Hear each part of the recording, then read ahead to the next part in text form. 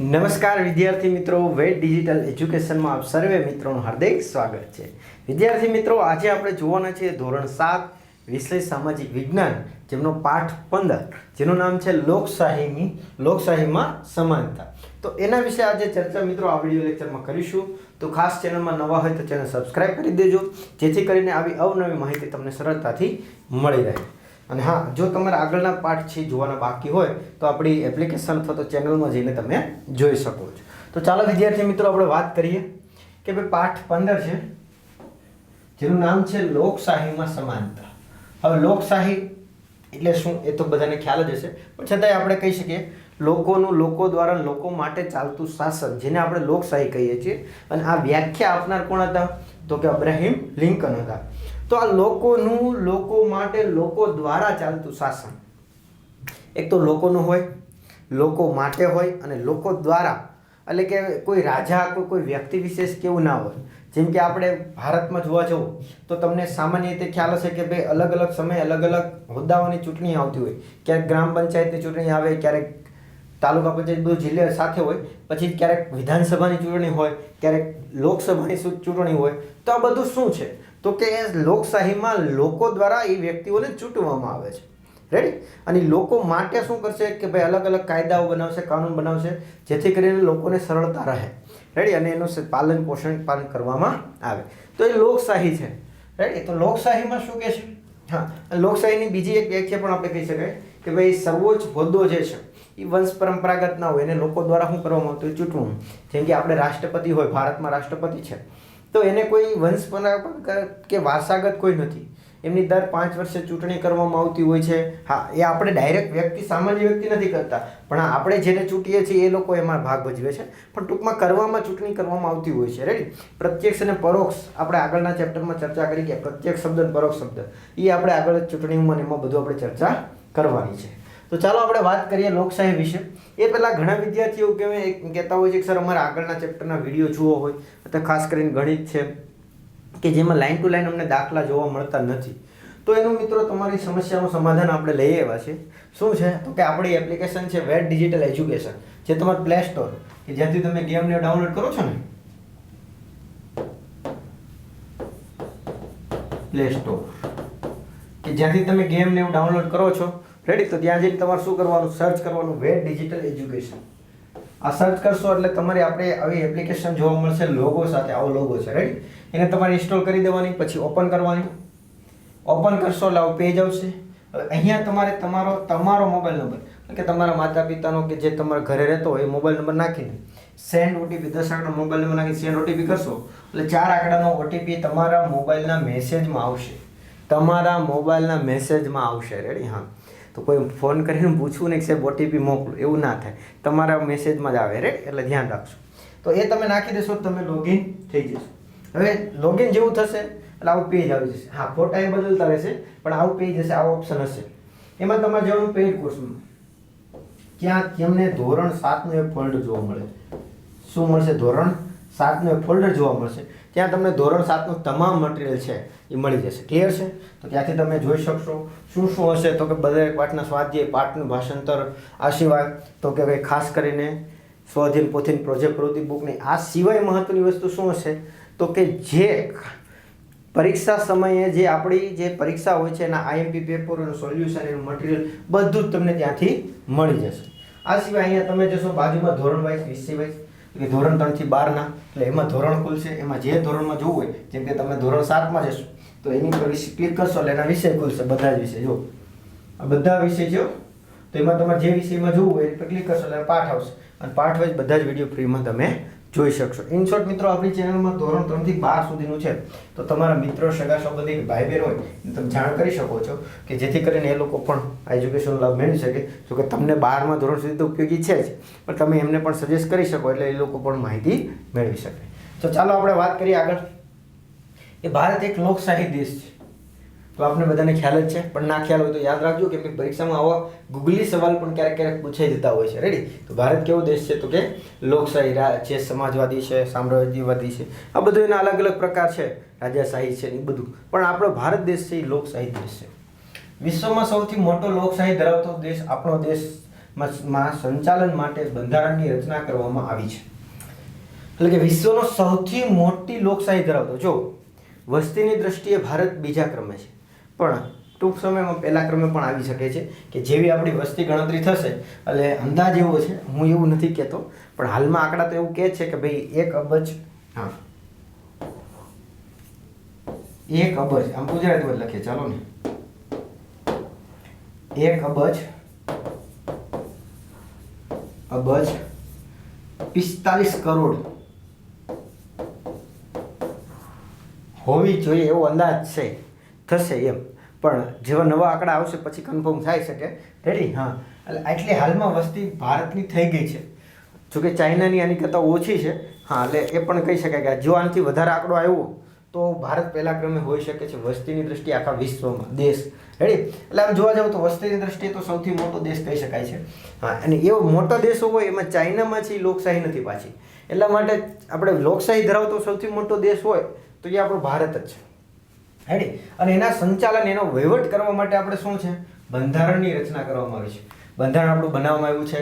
આગળના ચેપ્ટરમાં પણ આપણે આગળના ધોરણમાં પણ જોઈ ગયા અને આગળ હજી ભણીશું કે બંધારણ સભાની રચના કરવામાં આવી હતી. રેડી? બંધારણ સભા છે એ ટોટલ છે 389 299, 389 હતા. પછી પાકિસ્તાનવાળા છે, પાકિસ્તાન અલગ પડી ગયું એટલે પછી 299 રહ્યા, 284 જણાએ એમાં સાઇન કરી હતી અને આપણી બંધારણ સભા દ્વારા છે એ બંધારણ આપણું બનાવવામાં આવેલું હતું. રેડી ને?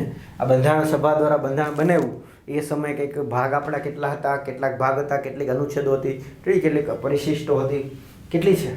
હા ચાલો, 22 ભાગ હતા, 8 પરિશિષ્ટ હતી ને 395 જેવી છે અનુચ્છેદો હતી. તો આ બધી એમાં છે એ ઉલ્લેખ હતો બંધારણ સભા દ્વારા. રેડી? કેમ તો કે સ્વાભાવિક છે કે આવડો મોટો લોકશાહી દેશ છે તો એમનો વહીવટ સંચાલન માટે અમુક નિયમો હોવા જોઈએ. જેમ કે કોમન નિયમ આપણે કહી શકાય કે એક સામાન્ય નિયમ, અત્યારે આપણે ખાસ કરીને મત આપવાનો અધિકાર આપણે ક્યારે મળે તો કે આપણી ઉંમર 18 વર્ષ થાય એટલે ઓટોમેટિક આપણે, હા, એમાં કોઈ તમારે કોઈ અલગથી પરીક્ષા દેવી કે આ તેવું કશું હોતું નથી. જેવો તમારા 18 વર્ષ કમ્પ્લીટ થશે એટલે તમારા ઘરે શું આવી જશે, વોટિંગ કાર્ડ આવી જશે. શું આવી જશે? વોટિંગ કાર્ડ, એટલે કે ચૂંટણી કાર્ડ આવી જશે. એના દ્વારા તમે છે મત આપી શકો છો. રેડી? હા, મત દ્વારા તમે ટૂંકમાં એ લઈને સાથે લઈને મત તમારો આપી શકો છો. એટલે 18 વર્ષથી ઉંમરે તો હવે આ ક્રાઇટ એક નિયમ થઈ ગયો. તો આવી રીતના ઘણા બધા નિયમો છે, સમૂહ છે, એને જ આપણે બંધારણ કહીએ છીએ. અને બંધારણો બનાવવામાં આવ્યું છે એની જ અનુચ્છેદો છે. રેડી? કે કઈ કઈ બાબતોમાં શું ધ્યાન રાખવું પડે. તો શું કહે છે? દેશનું સંચાલન કરવા માટેની માર્ગદર્શિકા કહેવાય છે. આ બંધારણને શું કહેવાય છે તો કે આ જે દેશનું સંચાલન, વહીવટ કરવા માટેનું એક માર્ગદર્શન બતાવે છે કે ભાઈ આમ કરવાનું, આમ નહીં કરવાનું, આમ કરશો તો આમ દંડ થશે, સજા થશે. આવો બધો એમાં ઉલ્લેખ જોવા મળે છે. વિશ્વનું સૌથી મોટું લેખિત બંધારણ ભારતનું. જો લોકશાહી ધરાવતો દેશ સૌથી મોટો તો છે જ, પણ વિશ્વનું સૌથી મોટું લેખિત બંધારણ હોય ને તો એ ભારતનું છે. બીજા દેશોનું છે પણ એ બધા બંધારણ કેવા છે, મૌખિક છે. મૌખિક એટલે એમ કે એવું કંઈ નહીં લખેલું જ નહીં હોય કે, હા લખેલું હોય મિત્રો, પણ એ લેખિત એટલે કોઈ આપણી જેમ કેમ બંધારણ સભામાં દ્વારા એક આખું વ્યવસ્થિત અનુચ્છેદ પસાર કરીને એક બુકમાં લેખિત કરવામાં આવેલું છે, એવું કંઈ લેખિત કે જોવા મળતું નથી. જેમાં ભાષા, જાતિ, ધર્મ અને આર્થિક અસમાનતા વચ્ચે દેશનું સુચારુ સંચાલન થાય આ માટે બંધારણમાં અનેક જોગવાઈ કરેલી છે. એટલે કે શું કહે છે કે આ જે બંધારણ સભા દ્વારા છે એ ભાષા, જાતિ, ધર્મ અને આર્થિક અસમાનતા, આર્થિક એટલે ઇકોનોમિક્સ દ્રષ્ટિએ, જેમ કે ખાસ કરીને જે આપણે મૂળભૂત અધિકારો જે હતા 7, જ્યારે આપણું મૂળ બંધારણ અમલમાં આવ્યું ત્યારે આપણા 7 અધિકારો હતા. રેડી? એમાંથી એક અધિકાર છે એ રદ કરી દેવો મળ્યો, કેમ કે એ સંપત્તિનો અધિકાર હતો. તો સંપત્તિનો અધિકાર હોય તો સ્વાભાવિક છે કે અમુક લોકો પાસે સંપત્તિ વધારે હશે, અમુક લોકો પાસે છે એ શું થશે તો કે ઓછી સંપત્તિ હશે. તો એને લીધે પણ ક્યાંક ને ક્યાંક શું જોવા મળે, ભેદભાવ જોવા મળે. તો એવું ના થાય એટલા માટે છે એ આર્થિક અસમાનતા વચ્ચે દૂર કરવા માટેનું એક સુચારુ એટલે સારી રીતે વહીવટ થાય, સંચાલન થાય એ માટે બંધારણમાં અનેક જોગવાઈઓ, અનેક અનુચ્છેદો, અનેક છે એ શું કરવામાં આવી હતી, કલમો છે ઉમેરવામાં આવેલી હતી. આપણા દેશ એટલો વિશાળ છે અને ભિન્નતા ધરાવતો દેશ છે કે તેના સંચાલનમાં વિશેષ પ્રકારની વ્યવસ્થાઓ ન હોય તો સંચાલન યોગ્ય રીતે થઈ શકતું નથી. એટલે શું કહેવા માંગે છે કે આપણો દેશ એક તો ખૂબ જ વિશાળ છે. વિશાળ એટલે મેં તમને કીધું વસ્તીની દ્રષ્ટિએ ખૂબ જ વિશાળ છે અને એને લીધે શું છે તો કે અલગ અલગ ભિન્નતા પણ સાથે છે, જેના માટે એક બેસ્ટ એક્ઝામ્પલ આપણે કહી શકાય ગોકુલધામ સોસાયટી. હા, અને આની વિશે તમને બધાને ખ્યાલ જ છે ને, તારક મહેતા કા ઉલ્ટા ચશ્મા. હા, ચાલો કેટલા વિદ્યાર્થીઓ છે આ ચેનલ આ સિરિયલ છે જોવે છે? ચાલો ફટાફટ કોમેન્ટ આપો એટલે મને પણ ખ્યાલ આવે ને. હા ચાલો, તો શું કહે છે કે ભારત એક તો કેટલો મોટો વિશાળ દેશ છે, અને બીજું સાથે સાથે ભિન્નતા પણ ધરાવે છે. કે તમે ગુજરાતમાં જાઓ, જો કે ગુજરાતમાં પણ ઘણા ફાટા છે, એટલે આવી રીતના બધા રાજ્યોમાં હોય છે, પણ તમે ગુજરાતમાં જાઓ તો અલગ રહેણી કહેણી રીત રિવાજો રસમો છે. આપણે પ્રાદેશિક ભિન્નતા આપણે આગળ જોઈ ગયા ચેપ્ટરમાં, રેડી? હા, તમે એ ચેપ્ટર ના જોયું તો જોઈ લેજો. તો એ રીતના પછી તો કે ઉત્તર ભારતમાં જાઓ તો ત્યાં પણ જમ્મુ કાશ્મીર આતે એનો પહેરવેશ રહેણી કહેણી એના તહેવારો રીત રિવાજો. દક્ષિણ ભારતમાં જાઓ, દક્ષિણમાં નીચે જાઓ તો ત્યાં પણ તમને ખ્યાલ અન્ના મુન્ના રસગુલ્લા, ચાલો એટલે જે તમે ફિલ્મોમાં જોયા હોય છે ખાસ કરીને, તો એનો ખોરાક અલગ છે, એનો પહેરવેશ અલગ છે, રહેણી કહેણી અલગ છે. સાથે સાથે તમે જાઓ ક્યાં પૂર્વ બાજુ સવન સિસ્ટમની એક બાજુ, તો ત્યાં પણ તેમના રીત રિવાજો રસમો એની રહેણી કહેણી આ બધું જ તમને અલગ અલગ જોવા મળે છે. મધ્યમાં પણ અલગ જોવા મળે છે. તો આ અલગ અલગ છે એ શું છે? ભારતની ભિન્નતા છે, રેડી? હા, ભારતની વૈવિધ્યતા છે, પણ હા વૈવિધ્યતામાં પણ એકતા તો છે જ પાછી, એટલે ધ્યાન રાખજો. કેમ તો કે ગોકુલધામ સોસાયટી મેં તમને એક્ઝામ્પલ આપ્યું, તમે ત્યાં જોયું હશે કોઈ એક જ પ્રદેશના કોઈ એક જ લોકો હોય, એક જ રાજ્યના હોય એવું કોઈ ઘટના બનતી નથી. તમને શા માટે? જો આ સિરિયલ એટલી બધી પોપ્યુલેટ છે એનું રીઝન પણ કંઈક ને કંઈક આવું જ કહી શકાય કે એક તો જે રિયલ ઘટનાઓ બને છે એને સાથે જોડાયેલી છે, રેડી? હા, કેટલા સમયથી ચાલે છે એનો તો કોઈ ઘણો બધો સમય થઈ ગયો છે, વર્ષોમાં એનો સમય થઈ ગયો છે, પણ એ હજી ચાલે જ છે. અને ખાસ કેમ તો કે અલગ અલગ છે એ તમે જોશો કે ભાઈ જેઠાલાલ છે, પછી ભીડે છે, હે ને, પછી અલગ અલગ છે સોઢી છે, તો આવા બધા જે હાથીભાઈ છે, તો આવી રીતના અલગ અલગ લોકો છે એ અલગ અલગ ધર્મના અલગ અલગ રાજ્ય સાથે જોડાયેલા છે, અને એ અલગ અલગ સંસ્કૃતિ રીત રિવાજોને એને શું કરે છે? ઉજવે છે. પાછા જુઓ, પાછા એનું ખાસ મહત્વની વસ્તુ એ છે કે તમે જોશો નાના મોટા બધા જ ધર્મના તહેવારો અલગ અલગ ધર્મના છે એ બધા સાથે મળીને ઉજવે છે. એ જ આપણી ભારતની ખાસિયત છે, રેડી? ખાસિયત છે, ક્લિયર? ચાલો આગળ વધીએ. તો શું કહે છે? ભારત એક તો વિશાળ દેશ છે ને એમાં ભિન્નતા પણ છે, અને એનું સંચાલન એનું વ્યવસ્થા થઈ શકે એટલા માટે સંચાલન યોગ્ય રીતે થાય એ માટે આપણે છે નીતિ નિયમો રીત રિવાજો આપણે બંધારણની વ્યવસ્થા કરવામાં આવી છે. આપણા દેશમાં આર્થિક સામાજિક અને ધાર્મિક ભિન્નતા હોવા છતાં સૌને સમાન તક મળી રહે તે માટે આપણું બંધારણ તૈયાર કરનારા સૌએ ધ્યાનમાં રાખ્યું છે. શું કહે છે? આપણા દેશમાં એક તો આર્થિક એટલે મેં તમને કીધું હાલમાં પણ ઘણા પૈસાવાળા વર્ગ છે, ઘણા મધ્યમ વર્ગમાં આવે છે, ઘણા નિમ્ન વર્ગમાં આવે છે, એટલે કે એમની પૈસા એટલા બધા પૈસા જોવા મળતા નથી, એટલે કે જે એની જીવન જરૂરિયાતો માંડ સંતોષી શકે છે. અમુક એવરેજ સમાજ સાથે રહી શકે છે, અને અમુક પૈસાદાર વ્યક્તિઓ છે કે જે સમાજની ઉપર આપણે કહી શકાય, રેડી? તો આવી રીતના અલગ અલગ આર્થિક દૃષ્ટિએ ભિન્નતા જોવા મળે છે.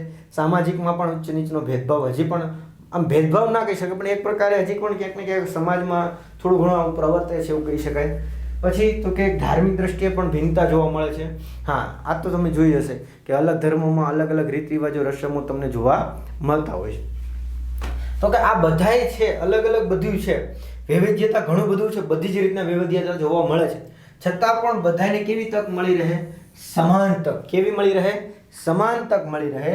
એ માટે આપણા જે બંધારણ તૈયાર કરનારાઓ હતા, હા, એ લોકોએ એવી વ્યવસ્થા કરી છે કે કોઈ એમાંથી કોઈને પણ દૂર કરી ના શકાય, તો ભેદભાવ ના થાય, એમની પ્રત્યે ભેદભાવ ના થાય એ માટે પ્રયત્નો કરવામાં આવે છે. બધાને સમાન ગણવામાં પ્રયત્ન કરવામાં આવેલો છે. મિત્રો એક વિચાર કરી શકો, આપણે જે બંધારણ આપણું જ્યારે બન્યું તો એવા ઘણા લોકો છે હતા, એટલે જે ઇતિહાસ સાથે જોડાયેલા હોય એવા લોકો છે, ઘણા બધા એવા લોકો હતા કે જે એવું કહેતા હતા કે ભાઈ ભારત છે એ થોડા સમયમાં પડી ભાંગવાનું છે. કેમ તો કે આવડો મોટો દેશ છે અને ખાલી નીતિ નિયમો પ્રમાણે ચાલશે. પણ મિત્રો એક એ લોકોને ખોટા સાબિત થયેલા છે કે ભાઈ આપણો દેશ છે કે જેણે બંધારણ એક આપણું બનાવ્યું, અને એ હજી હાલમાં પણ એવું જ છે કે જે પ્રમાણે અત્યારે નીતિ નિયમો રીત રિવાજો આપણા છે એ બધાને ધ્યાનમાં રાખીને અનુકરણ ચાલે. એટલે વિચાર એક કરી શકો કે જે લોકો બંધારણ સભામાં હતા એ પોતાની દીર્ઘદ્રષ્ટિ કેટલી છે એ વાપરેલી હશે, કેટલા તજજ્ઞો હશે કે જેમણે આ બંધારણમાં આ અલગ અલગ બાબતો ચલાવી કે હાલમાં આપણા 75 વર્ષ પ્લસ થઈ ગયું છે બંધારણ આપણે અમલ આવેલું એનું, રેડી? છતાં પણ હાલમાં બંધારણ અકબંધ છે. એમાં નાના મોટા જે કંઈ વધારાના કાયદો સુધારા થયા છે, બાકી મેન એનો જે કોન્સેપ્ટ છે, જે મેન વસ્તુ જે ઢાંચો છે એ હજી પણ કેવો છે? અકબંધ જોવા મળે છે. એટલે વિચાર કરી શકો છો કે એ લોકો કેટલું એડવાન્સ પ્લાનિંગ કરેલું હશે કે જે આપણું ભારતનું બંધારણ એક ખાલી બંધારણ ઉપર આખો દેશ ટકી ચૂક્યો છે. અને એ જ સમયે ઇતિહાસકારો એવું પણ કહેતા હતા કે આ લાંબો સમય ટકી શકશે નહીં, ભારતમાં વિદ્રોહ થશે, જાતિ વિદ્રોહ થશે, પેલું થશે, ઘણું બધું થશે. કેમ કે આપણી સાથે સાથે જે દેશોએ આઝાદી મેળવી હતી એમાં ઘણા દેશોમાં ઘણા બધા ઘટનાઓ બનેલી હતી. એના આધારે ઇતિહાસકારો કહેતા કેમ કે ભારત તો ઓલરેડી એ બધા દેશો કરતાં જે આપણી સાથે એવરેજ જે આપણી સાથેની સાલોમાં 1-2 વર્ષ પ્લસ માઇનસ હોઈ શકે, એમાં જે આઝાદી મળી હતી એ લોકો તો આપણી કરતાં ક્યાંય નાના દેશો હતા વસ્તીની દ્રષ્ટિએ, વિસ્તારની દ્રષ્ટિએ. રેડી તો એ લોકોમાં પણ છતાં પણ એ લોકો એક ના કરી શકાતા. એટલે કે એનો દેશ છે એનું પોતાનું બંધારણ પ્રમાણે અનુકરણ નહોતા કરી શકીએ.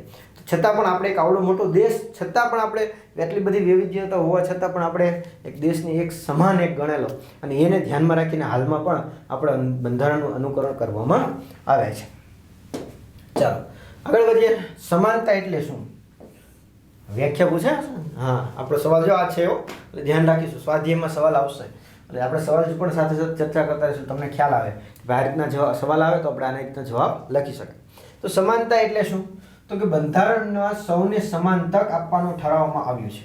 એટલે કે જે આપણું બંધારણ છે એમાં સૌને સરખી રીતે, બધાને સરખી રીતે શું આપવામાં આવશે? સમાન તક આપવામાં આવશે. બધાને સરખી તક આપવામાં આવશે એવી તક.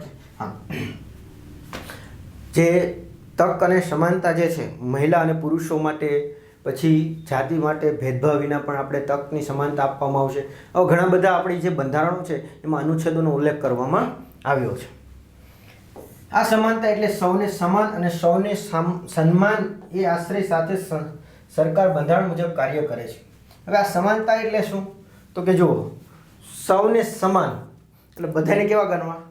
સમાન ગણવાના. કોઈ ઊંચો નહીં, કોઈ નીચો નહીં. હા, હાઇટમાં નહીં હો ભાઈ, ઘણા એમ કે સાહેબ હાઇટમાં ઊંચો નીચો હોય તો એમ નહીં, પણ જે સરકારની દ્રષ્ટિએ બધા જ કેવા લોકો હોવા જોઈએ? કદાચ પૈસાવાળો વ્યક્તિ હોય તો પણ ભલે, અને કોઈ સામાન્ય વ્યક્તિ હોય તો પણ ભલે, અને કોઈ નિમ્ન કે જેની પાસે પૈસા કે એવું કશું હોતું નથી, કે જે પોતાની એમ કે ટકે ટકનું ખાય છે, રાઈટ, ટકે ટકે મંજૂરી કરે છે અને ટકે ટકનું ખાય છે, તો એ લોકો પણ બધા માટે સરકાર કેવી હોય છે? સમાન દ્રષ્ટિ રાખે છે. એટલે કે બંધારણ છે સમાન દ્રષ્ટિ રાખેલું છે. અને સૌને સન્માન, જો આ બે શબ્દ યાદ છે રાખજો, સમાન અલગ છે, આ સમાન છે અને એનું આપ્યું છે સન્માન. એટલે બધાને માન આપવાનું. એવું નહીં કે ભાઈ આ પૈસાદાર વ્યક્તિ છે આને માન આપો, આ પૈસા નથી એમની પાસે તેને માન ના આપો. ના, એવું થઈ શકે નહીં. જેમ કે ખાસ કરીને તમે જોઈ શકો, તમે ખાસ કરીને સરકારી દવાખાનામાં જાઓ તો સરકારી દવાખાનામાં ત્યાં તમને જે જનરલ વોર્ડ હોય, હા, પૈસાની વ્યવસ્થા હોય તો તમે સ્પેશિયલ રૂમની બધી વ્યવસ્થા કરી શકો, પણ સામાન્ય રીતે જનરલ વોર્ડમાં જાઓ તો ત્યાં તમને દરેક વ્યક્તિઓ કેવા દેખાય? સરખા દેખાય. સરખા મીન્સ કે બધાને પોતાની જે વ્યવસ્થા જ્યાં સુધી હોય ત્યાં સુધી છે એમને બેડ ફાળવવામાં આવે ને એ બધી વ્યવસ્થા કરવામાં આવતી હોય છે. ત્યાં પછી એવું ના જોવામાં આવે તમારે ભાઈ ઇન્કમ કેટલી છે, તમારે ઓછી છે તો તમને નહીં મળે બેડ, તમારે વધારે છે તો તમને બેડ મળી જશે, એવું ના થાય. ત્યાં બધાને કેવું ગણવામાં આવે? સરખા ગણવામાં આવે. અને બધા જ જે છે એ લોકોને શું આપવામાં આવે? માન આપવામાં આવે. એટલે શું કહે છે? બંધારણ દ્વારા પણ એવી વ્યવસ્થા કરવામાં આવી છે કે બધાને સમાન ગણવામાં આવે એક તો, અને બધાને શું કરવામાં આવે? સન્માન કરવામાં આવે. એટલે સન્માન એટલે પેલું ફૂલ દસ્તો નહીં આપીને નહીં, પણ ટૂંકમાં માન જાળવવામાં આવે એ રીતના. આ રીતના છે. ચાલો, સૌને સમાન અધિકાર એટલે કે કાયદા સમક્ષ સમાનતા અને કાયદાનું સમાન રક્ષણ. જો આ એક વાક્ય યાદ રાખજો, બંધારણનો આપણો મૂળભૂત અધિકારો છે ને એમાંનો ઉલ્લેખ છે કે જે બંધારણ સભા દ્વારા અનુચ્છેદ નંબર 14 છે, જે આપણે તમે કદાચ કોઈ બંધારણ જોયું હોય કે PDF કે વાંચી હોય કે જોઈ હોય, કે તમારા કોઈ ભાઈ બહેન હોય સ્પર્ધાત્મકમાં તૈયારી કરતા હોય તો આ વસ્તુ જોવા મળશે. અનુચ્છેદ નંબર 14, અનુચ્છેદ 14 એમાં આ વાક્ય લખેલું છે, કાયદા સમક્ષ સમાનતા અને કાયદાનું સમાન રક્ષણ. એટલે આ બે દેશનો સમન્વય છે, ધ્યાન રાખજો. આ વાક્ય ખાલી તમને લાગે છે કાયદા સમક્ષ સમાનતા, કાયદાનું સમાન રક્ષણ, એમાં શું છે? પણ એ છે એ બે વાક્ય જે છે ને બહુ ડેન્જર છે, અને એ બે વાક્ય અલગ અલગ દેશમાંથી લેવામાં આવે. થોડી ચર્ચા કરી જ લઈએ આપણે સાથે. ચાલો, આ જે પેલું છે કાયદા સમક્ષ સમાનતા, અને આ બીજો ભાગ છે કાયદા સમાન રક્ષણ. તો આ કાયદા સમક્ષ સમાન છે ને એ બ્રિટનમાંથી લેવામાં આવ્યું છે. ક્યાંથી લેવામાં આવ્યું છે? બ્રિટનમાંથી. અને કાયદાનું સમાન રક્ષણ આપ્યું છે ને એ અમેરિકામાંથી લેવામાં આવ્યું છે. જે આપણે બંધારણ સભામાં જ્યારે વાત થઈ તો બંધારણ સભામાં અલગ અલગ દેશોમાંથી પણ ઘણા નીતિ નિયમો લેવામાં આવ્યા છે કે જ્યાંથી સારું મળ્યું ત્યાંથી આપણે લઈ લીધું છે, કે જે આપણે ઉપયોગી બને. એવું નહીં કે એ લોકોનું છે તો આપણે નહીં લેવું. ના, આપણે 40 થી 60 જેવા દેશો છે એમનું આપણે એનાલિસિસ કર્યું હતું બંધારણનું કે ભાઈ એ લોકોનામાં કયા કયા નીતિ નિયમો સારા છે કે જે હાલમાં લોકોને ઉપયોગી છે પાછા. હા, એટલા માટે આપણું બંધારણ ટેકેલું છે ને એનું રીઝન પણ આ જ છે કે આ લોકો જે બંધારણ સભાના સભ્યો હતા ને એને અલગ અલગ દેશોના બંધારણોમાં ટોપિકમાં ચર્ચા કરેલી છે કે એની વિશે ચર્ચા માહિતી મેળવેલી છે કે ભાઈ જે આ જે તે દેશ XYZ કોઈ દેશ છે એના બંધારણમાં આ મુદ્દો છે તો એ લોકોને કેટલો ફાયદાકારક છે, કેટલો નુકસાનકારક છે, તો એ બધું ત્યાં એને એનાલિસિસ કરેલું છે અને એના આધારે જો સકારાત્મક રહ્યું હોય તો એમાંથી એ વસ્તુ લેવામાં આવેલી છે. રાઈટ. તો આ એક જ અનુચ્છેદમાં 2 મુદ્દા આવેલા છે. અનુચ્છેદ નંબર 14 છે મૂળભૂત અધિકાર છે આપણો. રેડી. આપણે આગળ ચર્ચા કરવાની છે. ધોરણમાં બધું આવશે. મૂળભૂત હકો છે, અધિકારો છે, ફંડામેન્ટલ રાઇટ્સ છે એટલે કે DPSP છે, રાજ્ય નીતિના માર્ગદર્શક સિદ્ધાંતો છે. રેડી. મૂળભૂત ફરજો છે. આ બધું જ આપણે આવશે. રાષ્ટ્રપતિ, વડાપ્રધાન, ઉપરાષ્ટ્રપતિ, સંસદ, રેડી, સુપ્રીમ કોર્ટ, આ બધું જ આપણે આવવાનું છે. ટેન્શન ના લો. રેડી. અત્યારે આપણે એટલું સમજીએ તો આમાં શું કહેવા માંગે છે? કાયદા સમક્ષ સમાનતા એટલે કાયદાની દ્રષ્ટિએ બધા હરખા, A to Z. પછી એ રાષ્ટ્રપતિ હોય તો ભલે, વડાપ્રધાન હોય તો ભલે, એક પટ્ટાવાળો હોય તો ભલે અને એક સામાન્ય મજૂર હોય તો ભલે અને પૈસાવાળો વ્યક્તિ હોય તો પણ ભલે. રેડી. કાયદા સમક્ષ કેવું છે? સરખા છે. અને કાયદાનું સમાન રક્ષણ એટલે બધાને પાછું રક્ષણ પણ કેવું મળે છે?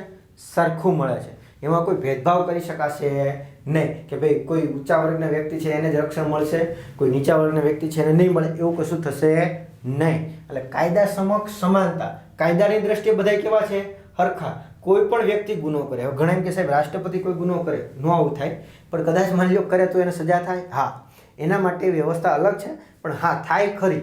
માની લો કોઈ હોદ્દાની કરેલી હોય, હોદ્દા ઉપર હોય ને કંઈક કામ, કોઈ ઘટના કરેલી છે, ગુનો કરેલો છે, તો સ્વાભાવિક છે કે એમને ત્યારે ના થાય, કેમ કે એનું હોદ્દાની ગરિમા જાળવવામાં, માન જાળવવામાં આવે. પણ જ્યારે એને હોદ્દામાંથી હટાવવામાં આવે, દૂર કરવામાં આવે, પછી એની ઉપર જે કાર્યવાહી થતી હોય એ કરવામાં આવે. એટલે કાયદાની દ્રષ્ટિએ કેવા છે? બધા સમાન છે.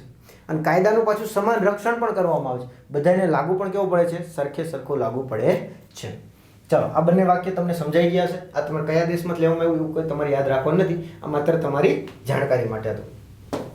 ચાલો, શું છે તો કે ભાઈ કાયદા આધારે સમાનતા. એના આધારે જોઈએ તો કે ભિન્ન ભિન્ન ધર્મના વ્યક્તિઓમાં સમાનતા.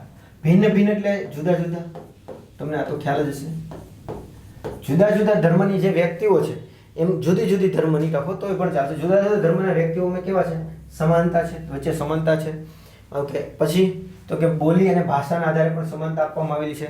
અલગ અલગ છે બોલી હોય, જેમ કે આપણે બંધારણ માન્ય ભાષાઓ અલગ અલગ છે, 22 ભાષાઓ છે, તો એમને પણ માન્યતા આપવામાં આવી છે કે ભાઈ સ્વાભાવિક છે કોઈ ગુજરાતી બોલતો હોય તો જરૂરી નથી કે એને ગુજરાતનો કોઈ વ્યક્તિ હોય કે એને ઇંગ્લિશ સારું આવડતું હોય, ના પણ આવડતું હોય, હિન્દી પણ સારું આવડતું હોય, ના આવડતું. હા, આપણે બાવા હિન્દી નહીં બોલતા હોય અલગ વસ્તુ છે, પણ ના પણ આવડતું હોય તો એમને માટે છે એ મૂળભૂત ભાષા છે એ અલગ અલગ પણ છે. એટલે કે ભાષા અથવા બોલીના આધારે પણ એને શું ગણવામાં આવશે? સમાન ગણવામાં આવશે. એમાં ભેદભાવ થશે નહીં કે ભાઈ આ ભાઈ આવી ભાષા બોલે છે તો આ ભાઈ આવી ભાષા બોલે છે તો બેમાં ભેદભાવ કરવામાં આવશે, એવું નહીં થાય. ચાલો, રેડી. એક તો જુદા જુદા ધર્મના હિન્દુ, ખ્રિસ્તી, જૈન, ઈસાઈ. રેડી. તો આ બધા ધર્મના આધારે કોઈ ભેદભાવ નહીં થાય. ભાષા કે બોલીના આધારે કોઈ ભેદભાવ નહીં થાય. શિક્ષણ મેળવવામાં સમાનતા. ખાસ કરીને રાઇટ ટુ એજ્યુકેશન શબ્દ સાંભળ્યો હશે, ઘણી વાર તમને જોવા મળશે. રાઇટ ટુ એજ્યુકેશન એટલે કે એજ્યુકેશન મેળવવાનો અધિકાર, તમને ભણવાનો અધિકાર છે. રેડી. 6 થી 14 વર્ષના બાળકોને. ક્લિયર છે ને? હા, 8મું ધોરણ સુધી તમે ફરજિયાત ભણી શકો. આ પછી તમારી કેપેસિટી પ્લસ માતા પિતાનો સપોર્ટ, આ બધું ઘણું બધું એમાં પછી ઇફેક્ટ કરતું હોય છે. પણ બને ત્યાં સુધી ભણતા હોય ત્યાં સુધી એના માતા પિતા પણ ખાસ કરીને જો તમે ભણવામાં આગળ હો તો તમારા વાલીઓ પણ તમને કોઈ પણ સંજોગોમાં એની પરિસ્થિતિ કોઈ પણ ચાહે હોય પણ તમને ભણાવવા માગતા હોય છે. રેડી. તો એ શિક્ષણ મેળવવાનો અધિકાર છે એ પણ કેવો છે? સમાન છે. કોઈ શિક્ષણમાં વર્ગમાં તમારો વિદ્રોહ ના થાય. વિદ્રોહ એટલે મીન્સ કે કોઈ અલગ અલગ કાસ્ટના છે તેમાં અલગ ના બેસવાનું કે ભાઈ આ કાસ્ટના છે આ જગ્યાએ બેસો, ફલાણી કાસ્ટના છે આ જગ્યાએ બેસો, અલગ અલગ બેસો, એવું ના કરવાનું. ત્યાં બધા જ છે એ કેવા હોય છે? સરખા હોય છે. એટલે કે એજ્યુકેશન મેળવવામાં પણ કેવા હોય છે? સમાનતા ગણવામાં આવે છે. પછી વ્યક્તિગત વિકાસ માટે સમાનતા, જે ખાસ કરીને આપણે મૂળભૂત અધિકાર પ્રમાણે જોવા જઈએ તો 21મી અનુચ્છેદ છે જીવન જીવવાનો અધિકાર. એટલે કે અમુક તમારી જીવન જીવવાનો અધિકાર તમને આપવામાં આવેલો છે, બંધારણ દ્વારા જ આપવામાં આવેલો છે. હા, એમાંથી એક કેસ પણ મિત્રો ફેમસ છે. હા, ઊંઘવાનો પણ અધિકાર છે. ઘણા વિદ્યાર્થીઓ હોય ને જેને ઊંઘ બહુ આવતી હોય તો એ અધિકાર પણ એમને મળેલો છે ઊંઘવાનો, પણ હા લિમિટમાં હોય. પછી તમે હાવ પછી એમને હા એટલે જો આ કયા સેન્સમાં વાત છે કે તમે કોઈ વ્યક્તિ પાસે સતત કામ ના કરાવી શકો, એને તમે અમુક સમય જે આપણે ખાસ કરીને જોબ જોઈતા હોય, નોકરી જોતા હોય એનો સમયગાળો 8 કલાકનો એપ્રોક્સલી અને બહુ મેક્સિમમ હોય તો 12 કલાકનો હોય. એવું ના હોય કે તમે સતત કામ કરો ઊંઘમાં પણ આરામ ના આપવામાં આવે, ઊંઘ કરવા માટે કેમ તો એ ના આવે. તો એના માટે મૂળભૂત અધિકાર છે વ્યક્તિગત. આ તો મેં તમને એક એક્ઝામ્પલ આપ્યું. આવા રીતના ઘણા બધા વ્યક્તિત્વ પોતાને અસર કરતા. હવે તમારો વિચારવાનો અધિકાર છે, તમારે શું વિચારવું કે રીતના વિચારવું એ બધું તમને અધિકાર આપવામાં આવેલો છે. રેડી? હા, એમાં કોઈ તમારાથી છીનવી શકે નહીં. એટલે એ પણ આપણો એક અધિકાર છે. રેડી? હા, અને ઊંઘવાનો અધિકાર કેટલા વિદ્યાર્થીની જરૂર છે હોય ધ્યાન રાખજો. ચલો ફટાફટ કોમેન્ટ કરો એટલે મને પણ ખ્યાલ આવે. ચાલો આગળ વધીએ. લિંગ આધારિત સમાનતા એટલે કે તો કે સ્ત્રી પુરુષ નાન્યતે જાતિ તો આ બધાને પણ ક્યાંક ને ક્યાંક શું ગણવામાં આવે છે? સમાન ગણવામાં આવે છે. બધામાં કોઈ ભેદભાવ કરવામાં આવતો નથી. રેડી? હા, જેમ કે સમાન કામ સમાન વેતનની વ્યવસ્થા પણ ક્યાંક ને ક્યાંક જોવા મળે છે. આપણા અધિકારોમાં જ છે જોવા મળે છે કે ભાઈ માની લો કે અત્યારે ખાસ કરીને જો આ જે અધિકારો છે એ ખાનગી ક્ષેત્રે જોવા મળતા નથી, એટલે એને લાગુ પડતા નથી. એટલે ખાસ ધ્યાન રાખજો. જે માની લો કે સરકારીમાં નોકરી કોઈ કરતું હોય, કોઈ પછી સ્ત્રી હોય કે પુરુષ હોય, બંને એક જ હોદ્દા ઉપર હોય તો બંનેનો પગાર કેવો હોય? સમાન હોય. હા, પણ પ્રાઇવેટમાં એવું ના બને, એવું ના પણ બને એવું કહું છું. બને પણ ખરી, ના પણ બને. એટલે ધ્યાન રાખજો. પ્રાઇવેટમાં એક જ હોદ્દા ઉપર હોય, સ્ત્રી પુરુષ હોય, જોબ કરતા હોય તો બંનેની સેલેરીમાં ક્યાંક ને ક્યાંક ડિફરન્સ જોવા મળી શકે. પણ હા, સરકારીમાં કોઈ ક્ષેત્રમાં આવું જોવા મળતું નથી. એટલે લિંગ આધારિત ભેદભાવ ના બની શકે. હા, સ્ત્રીઓને અનામત આપવામાં આવે છે 33%. ખાસ તમે સાંભળ્યું હશે. તો એની પાછળ બીજા પણ રીઝનો છે. એટલે એ ખાસ એ અનામત ગણવામાં આવશે નહીં. મીન્સ કે આ ભેદભાવ ગણવામાં નહીં આવે. રેડી? એટલે એની પાછળ લાંબુ આવે તમારે હાલમાં એ જરૂર નથી. ચલો ક્લિયર? વિચારો અને અભિવ્યક્તિમાં સમાનતા મેં તમને હમણાં જ જણાવ્યું કે ભાઈ વિચાર કરવાનો તમને છે એ સ્વતંત્રતા આપવામાં આવી છે, સમાનતા આપવામાં આવી. એના આધારે તમારા વિચારોના આધારે કોઈ તમને ભેદભાવ કરી શકે નહીં. પછી તમે ખાસ કરીને જોયું હોય કે તમે કોઈ પણ વ્યક્તિ વિરુદ્ધ તમે બોલી શકો છો. રેડી ને? હા, કે જે વાણી અભિવ્યક્તિની સ્વતંત્રતા તમે એના વિશે ખાસ કરીને નેતાઓ તમે ભાષણો સાંભળ્યા હોય તો કોઈ આ વ્યક્તિ છે એ એક્સ વ્યક્તિ છે એ એક પાર્ટીનો છે તો એ બીજી પાર્ટીની છે એના વિરુદ્ધ બોલતો હોય, જ્યારે બીજા પાર્ટીનો વ્યક્તિ છે એ જે તે એ પાર્ટી છે એને વિરુદ્ધ બોલતો હોય. એટલે આવું બધું છે એ ખાસ જોવા મળતું હોય. એટલે એ વાણી વિચારોની છે શું આપવામાં આવી છે? સ્વતંત્રતા આપવામાં આવી છે. તો કાયદાના આધારે આવી બધી છે એ શું કરવામાં આવી છે? આપણે સ્વતંત્રતાઓ આપવામાં આવેલી છે. આમાં ઘણા આપણા મૂળભૂત અધિકારો છે. રેડી? જેમ કે જુદા જુદા ધર્મના વ્યક્તિઓની સમાનતા, ભાષા કે બોલીના આધારે સમાનતા, શિક્ષણ મેળવવાનું સમાનતા, પછી વ્યક્તિ વિકાસની સમાનતા, લિંગ આધારિત સમાનતા અને વિચારોની અભિવ્યક્તિની સમાનતા. તો આ બધી આધારે છે એ આપણે ક્યાંક ને ક્યાંક છે એ શું કરવામાં આવી છે? સમાનતાઓ આપવામાં આવી છે. કોના દ્વારા? બંધારણ દ્વારા. કોના દ્વારા? બંધારણ દ્વારા આપવામાં આવેલી છે. નેક્સ્ટ આપણે આગળ વધવાનું છે, જેમાં ખાસ અલગ અલગ છે. જો અહીંયા તમને એક એક્ઝામ્પલ આપવામાં આવ્યું છે કે આ જો અલગ અલગ રીતના એ ક્યાંક ને ક્યાંક ડિફરન્ટ જોવા મળે. પણ જો અહીંયા ક્યાંક ખાસ તમે જોઈ શકો છો, જો ન્યાય આ સમાનતા આપી સરખા કર્યું, પણ એમાં માટે ક્યાંક ને ક્યાંક હજી જરૂર શું પડે છે? ન્યાયની જરૂર પડે. તો એના માટે પણ આપણે વ્યવસ્થા કરવામાં આવી છે. રેડી? તો એમાં આપણે કઈ કઈ વસ્તુની સમાવેશ કરવામાં આવશે એની ચર્ચા મિત્રો આપણે આગળના લેક્ચરમાં કરીશું. તો આ વિડીયો લેક્ચરમાં આપણે અહીં સુધી રાખીએ. Thank you. જય હિન્દ, જય ભારત. અસ્તુ.